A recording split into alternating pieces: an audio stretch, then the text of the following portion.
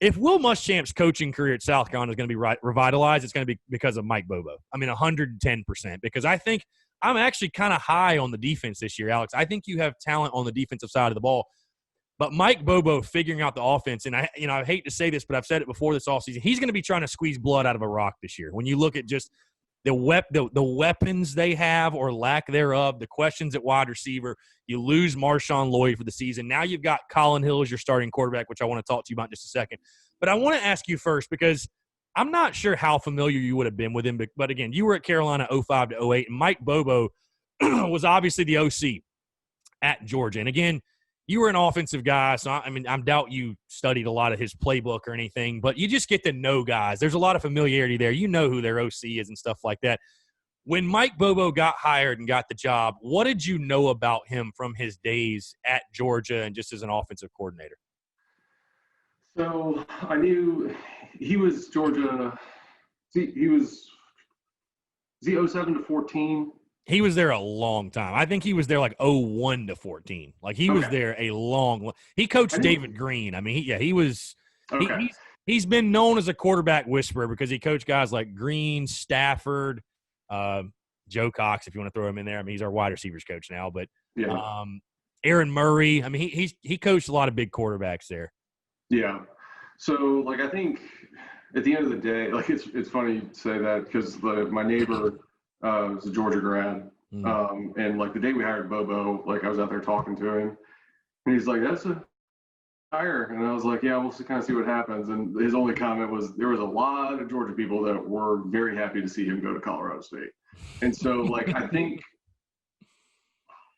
it's what I don't want us to do. And you're talking about squeezing blood out of a rock. And I kind of look at it from a different standpoint of like, what I don't want us to do is try to like squeeze a square peg in a round hole.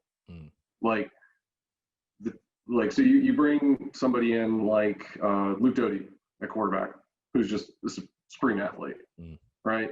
And then you look at the offenses that Mike Bobo has run throughout his career, and that just doesn't seem like something that Luke Doty's going to excel in. And he may be like a perfect, like kind of pro style pocket passer, but he got moved to wide receiver, if that gives you any indication. But he's still playing both. Though, yeah, right? He's playing both, but I'm just saying, like, yeah. So that was disheartening to see on the front end, but neither here nor there. Right. But like the only thing I can think to when I think of Mike Bobo's tenure at Georgia is they had AJ Green, Matt Stafford, and Noshawn Moreno on the same team, and they lost 3 games. Yeah, that's a good point. And I know a lot of Carolina fans' memory of Mike Bobo is 2014 when South Carolina beat Georgia, but they got down to the goal line. I think they threw it 3 times, and it's like – That was a tough scene. Oh, my God. That was a tough scene. Not for us, but that's kind of what they think about. But, yeah, I mean, like I said, I think it's all – if Will Muschamp's head coaching career is going to be revitalized, it's going to be because Mike Bobo worked. And everybody I've asked about this, I say, hey, I love to pose that question to him. If South Carolina is to overachieve this year, it will be because of what? And that's what everybody says. It's because Mike Bobo's system worked. Mike Bobo's scheme worked. The biggest thing that scares me, Alex, and I know scares other Carolina fans too, is like you're saying, the whole – and you watch some of the film from Colorado State. I mean, it's not just going to be I formation. They're going to spread it out here and there. But I agree with you. It's going to be 60-40 run in my mind. They're going to be under center a lot more. And I'll be honest, I think you can get to 5 or 6 wins. I talked about this today, actually. You can get to 5 or 6 wins playing ball control, running the football, not shooting yourself in the foot, having a quarterback that's efficient. I mean, you're not going to wow anybody or be on SportsCenter top 10. But you know what's so funny to me, Alex? I feel like this is Will Muschamp's dream football team. He's going to be going out there trying to win games with a strong defense and an offense that isn't going to hurt his defense. He wants to win. They're going to try to win games 20-17, 23-20. It's going to be that style of football, I feel like. And in the long term, as far as winning big, I don't think you can do that anymore. It's not early 2000s. You know what I mean? This is high flying. Teams are scoring 50 points a game, whatever. You need that type of offense. But this season's truly going to come down to Mike Bobo. I think the biggest thing, though, getting back to what I was saying that scares Carolina fans is, like you were saying, squeezing a square peg in a round hole. You cannot run Georgia's system at South Carolina. You don't have Todd Gurley. You don't have Noshawn Moreno. You don't have Matt Stafford or Aaron Murray. That's just the reality of it. And I think if you try to do that, you know, on days where South Carolina can run the football, I think they're going to be pretty successful. But on days that they can't, this offense is going to struggle. It's going to struggle mightily, in my opinion. Well, I mean, and I would say the exact same thing that you just kind of said, where, you know, what's the best chance of success for us this season? And it's like, you know, if we play ball control, we run the ball well, it's Will Muschamp's dream, right? Okay, great. We win 6 games doing that this year. Like, to your exact point, what's the upside to it? Yeah.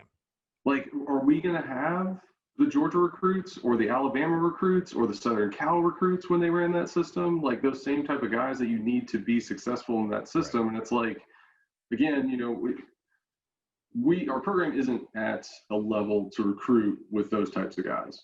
And so I look at it from the standpoint of, like, if you're going to be successful to throw haymakers at those top teams, you got to have a scheme that's going to keep them off balance. And I could be wildly wrong on this, I don't see that as the direction we went in. And so that would be my question is, like, when we look at that, yeah, we could win 5, 6, 7 games with this, but is that the ceiling?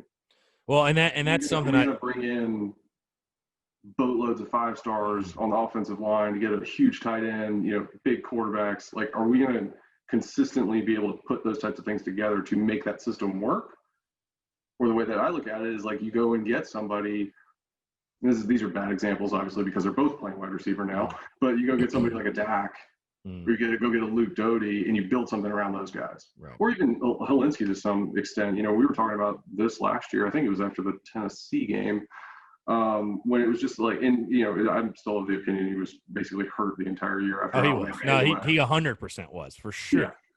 But it's like that same thing, like, you watch him play in high school and you're asking him to run all these RPOs and throw off balance with his feet still moving, and that's just not what he's comfortable doing. So, like, how do we tailor our offensive approach to fit the guys that we've got to give ourselves the best chance of success? And that's just not, again, I could be wildly wrong on this, but that's just not the way I feel like it's moving right now. Well, and that's what I'll be so intrigued to see with Mike Bobo is, to your point, talking about Helinski last year, the most maddening thing, I think, because I think we both agreed Brian McClendon got way too much of the blame last year. And I wouldn't have even cared if they brought him back, to be totally honest with you. I know why they had to do it, because Muschamp had to put the blame on somebody else. He had to save face, had to make a move. I understand. But what always just blew my mind is you're running this RPO system. It's almost like we are more dedicated to running a system than running a system around the guys that we have. And I look at a team like Kentucky, the best. I look at a team like Kentucky last year. Yes. When South Carolina played Kentucky, you beat them 24-7. They were inept offensively. They could have, and they had a lot of injuries at the quarterback position. They could have stuck with their 3rd or 4th string guy and tried to go under center and, you know, run that offense, whatever. You saw Mark Stoops make an adjustment. He said, I'm going to get my best players on the field. Insert Lynn Bowden, the quarterback, who's not a quarterback. He's a wide receiver. There's no question. Did just enough, though, throwing it, but they put their best athlete in there. Look what happens. They go to a bowl game. They win a bowl game. I'll be interested to see, is Mike Bobo more concerned about running, oh, this is my system and we're going to run my system, this blah, blah, blah. Or is he more concerned about, let's take the players we got, let's take the best 11 we have and find a system that fits those guys. You know what I mean? Find a way to get our best athletes on the field. Because, again, people have asked me, oh, do you expect Dak Joyner to play a lot? Do you expect Luke Doty to play a lot? And I'm like, dude, in a normal year, maybe not. But, like, with this team, the lack of weapons you have to get your best athletes on the field at this point. I mean, Muschamp said Luke Doty's the fastest player on the team. So you have to find a way to get him on the field. But I'll just be interested to see, again, with Mike Bobo. Because, again, I think he's the key piece in all of this. Is he going to be able to assort these puzzle pieces together to get the most out of his team? Because, again, and I'm not comparing him to Steve Spurrier, obviously, but just for when you played, that's what Spurrier was so good at, I feel like, is just he was able to plug the pieces together to get the most out of the talent that was on the roster. Yeah, and I mean, and to his credit, like, you know, when we had that big run, he made a lot of adjustments to that system to fit what Connor did well. Right? And, you know, which, you know, to that point, and we kind of did the same thing when Savell was in there too. You make that adjustment to fit the player. Spurrier changed this system a lot for those guys. I mean, he was not used to a running mobile quarterback. I mean, he flipped his entire philosophy, I feel like. He did. He absolutely did. I mean, it's the same schematics. It's just like you change it in a different way to make it work for this guy. And so, watching last year, kind of what we went through offensively, obviously McClellan's gone, you bring in somebody else, and then, we've got those. So you still got Hilinski, you bring Doty in, who's allegedly the fastest player in the team. You got Dak sitting back there. So now you've got mobility and speed in there. And then the starting quarterback announcement was a tad disturbing to me on that front.